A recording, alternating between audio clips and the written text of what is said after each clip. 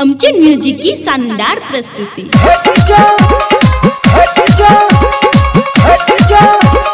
Mix by DJ राजा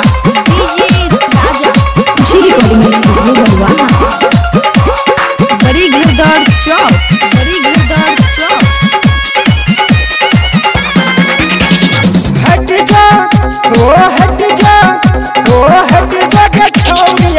गाड़ी से मार दोगे छौरा पिछाड़ी से। हट जोगे छौरिया गाड़ी से मार दोगे छौरा पिछाड़ी से। डीजे राजा बड़ी घरदार चौक खुशी रिकॉर्डिंग स्टूडियो बलुआहा। देखही बरतिया के भीड़ छे तमाम गे, एना ने देखा तू अपन सामान गे।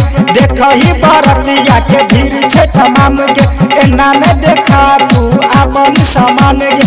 झाड़ तो जवान तोरा सट का मार दोगे छौरा पिछाड़ी का। हट जोगे छौरिया गाड़ी सा मार दोगे छौरा पिछाड़ी सा। डीजे राजा बड़ी घरदार चौक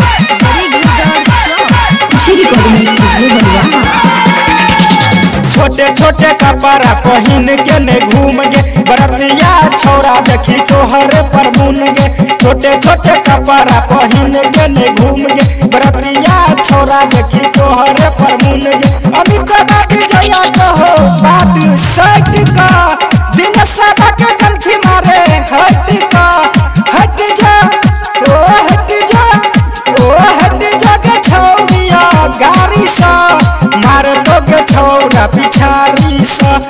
हट जोगे छौरिया गाड़ी सा मार दोगे छौरा पिछाड़ी सा। हट जोगे छौरिया गाड़ी सा मार दोगे छौरा पिछाड़ी सा। रिकॉर्डिंग बाय गुड्डू छला बिहारी। खुशी रिकॉर्डिंग स्टूडियो बलुआहा।